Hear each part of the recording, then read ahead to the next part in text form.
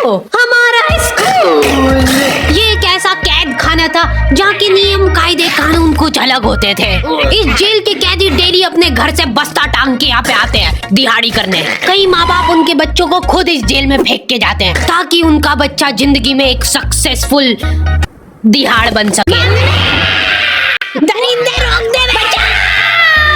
मैं अपनी दिहाड़ी करने वैन से जाता था। हमारी वैन वाले ड्राइवर का नाम था भैया जी और उसकी वैन का नाम था मैजिक, जिसका हर दूसरे दिन टायर पंचर हो जाता था। बच्चे लोग स्कूल जाके पढ़ना सीखे ना सीखे टायर पंचर बनाना जरूर सीख जाते थे। लेकिन भैया जी से मेरा अलग अटैचमेंट था।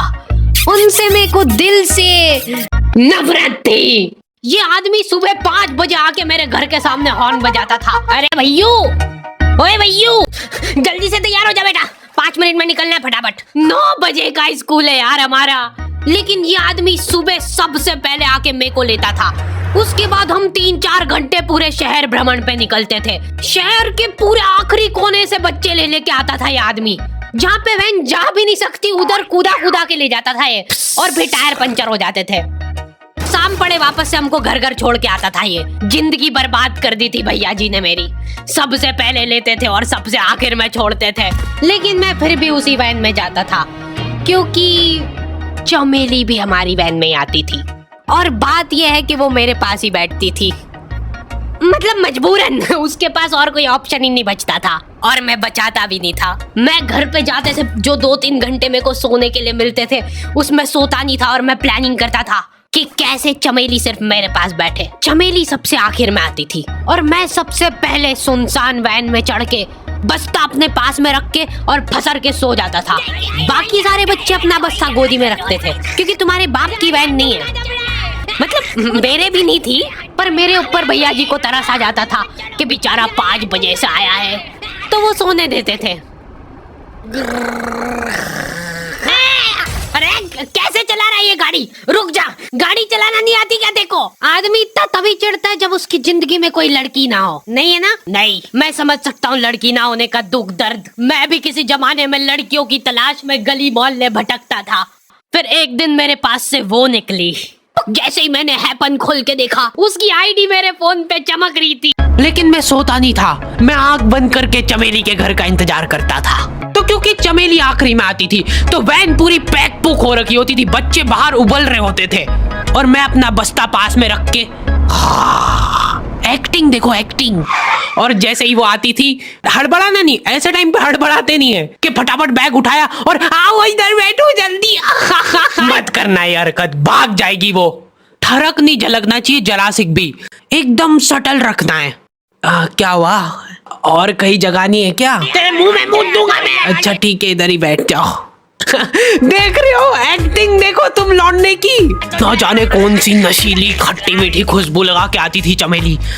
आज तक उसकी खुशबू है मेरी नाक में। मैं वो खुशबू का पूरा मजा ले ही रहा होता हूँ, इतने में एकदम भभका बास आती है जनेका से। जैसे ही मैं बाहर जागता हूँ, मरा हुआ कुत्ता पड़ा है वहां पे। एक काली कार सूख करके निकली और मेरे बच्चे को मार दिया। कैसे करके निकली? शूक। ऐसे नहीं निकली थी, मैं यहीं पे खड़ा था, वो कार आ रही थी और जैसे ही वो बच्चा नीचे आया तब वो खड़ा, वो बच्चा चिल्लाया और फिर कार करके भाग गई। उधर कुछ बच्चे ऑटो रिक्शा से भी आते थे स्कूल। ऐसा लगता था कि पूरे स्कूल के बच्चे इस एक ऑटो रिक्शा में ठूस ठूस के ले जाता है वो। ये ऑटो वाले और भैया जी दोस्त थे और अब ये बीच सड़क पे रेसिंग लगवा रहे हैं। इनकी गाड़ियां उबला रही है बच्चों से, फिर भी नहीं मान रहे ये लोग। नहीं जीतूंगा। स्कूल जाके वो पीछे मुलट के देख रहा है तो एक बच्चा नहीं बचा उसके ऑटो रिक्शा में। हमारे भैया जी बेचारे पीछे से उनके गिरे हुए बच्चों को उठा उठा के ला रहे थे। ये सब हरकतें करके हम लोग जैसे तैसे कैद खाना पहुंच जाते हैं। सुबह 5 बजे से निकलने के बावजूद हम लोग लेट पहुंच रहे हैं वहां पे पहुंच के हमने देखा कि 4 लौंडे मरे हुए पड़े हैं जिनको डॉन ने मारा है। डॉन हमारे स्कूल की इंचार्ज थी।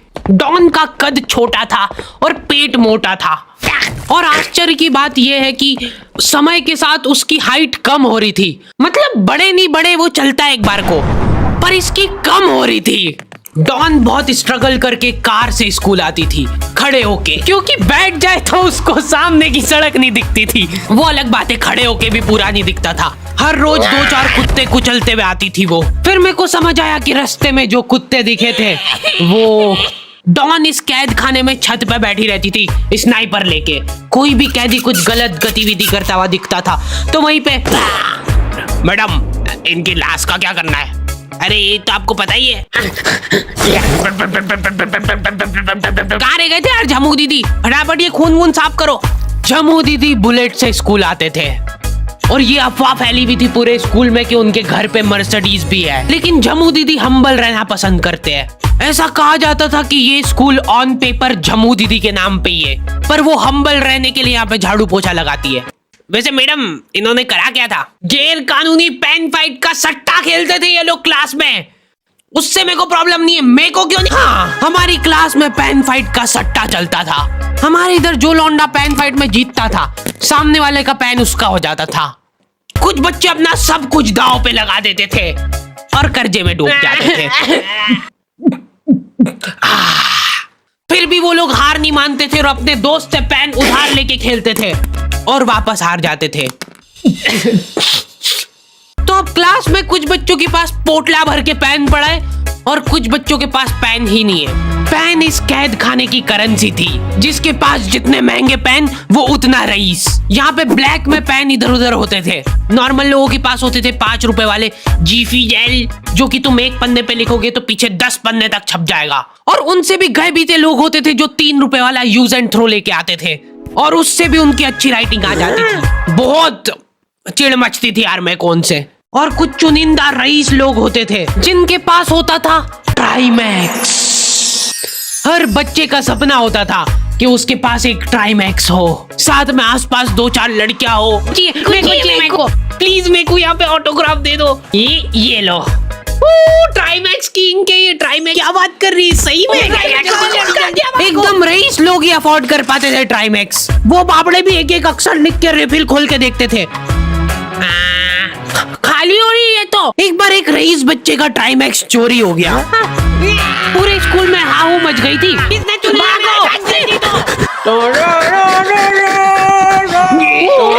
वो देखो, उस दिन हमको पता चला कि वो आदमी दौड़ भी सकता है।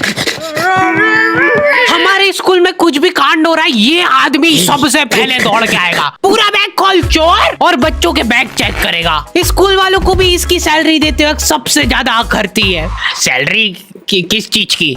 इस आदमी की शक्ल देख के ऐसा लगता था कि ये स्पोर्ट्स की आड़ में वैन वालों के साथ मिलके बच्चों की स्मगलिंग करता है। इस महान आदमी का नाम था भूषण। इसने अपनी जांग पे टैटू करा रखा था, भू अलग जांग पे, सड़ अलग जांग पे। सर कल से खो खो खेलने के लिए कितनी बजे आना है? वो तो बैग चेक करा पहले तू। इन्होंने पूरे कैद खाने के कैदियों को लाइन से खड़ा कर दिया है। पेन हमारी क्लास के बच्चे का गुमा है और पूरे स्कूल में ढूंढ रहे हैं लोग। आखिरी में पता चलता है कि वो बच्चा घर पे भूल के आ गया था उसका पेन। सॉरी बेटा, एक फेट में मुंह देगा। ऐसे तो नमूने बच्चे थे हमारे स्कूल में और टीचर लोग उनसे भी गए बीते थे। हमारे स्कूल में टीचरों को उनके नाम से कोई जानता ही नहीं है। बच्चों ने उनकी हरकतों के अनुसार टीचरों के नाम रखे हुए।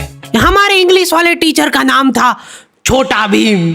इससे चिड़चिड़ा आदमी मैंने आज तक नहीं देखा। छोटा भीम की हॉबी थी लड़कों को कूटना। उस बेचारे की हाइट छोटी थी तो बच्चे के मुंह तक उसका हाथ ही नहीं पहुंचता था।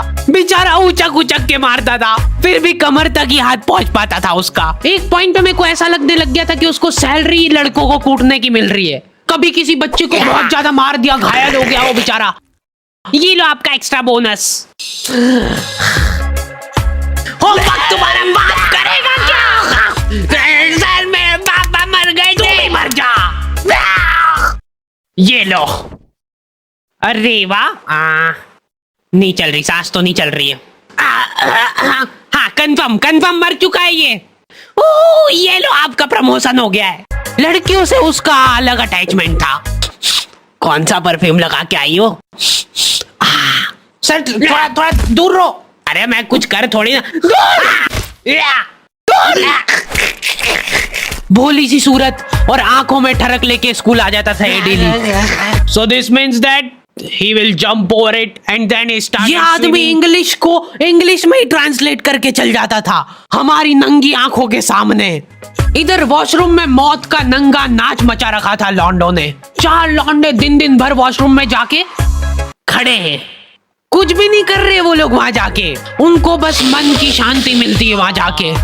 अगले दिन उन चारों ने प्लानिंग करी, कुछ तो प्रोडक्टिव करते यार वहां जाके। अगले दिन वो सब पानी की बोतल लेके गए। अब वो पानी पी पी के हाथों हाथ मूत रहे हैं। और ये टीचर लोगों को प्रॉब्लम क्या है, बच्चे अगर वॉशरूम जा रहे हैं तो एक गया है तो अभी दूसरा नहीं जा सकता है।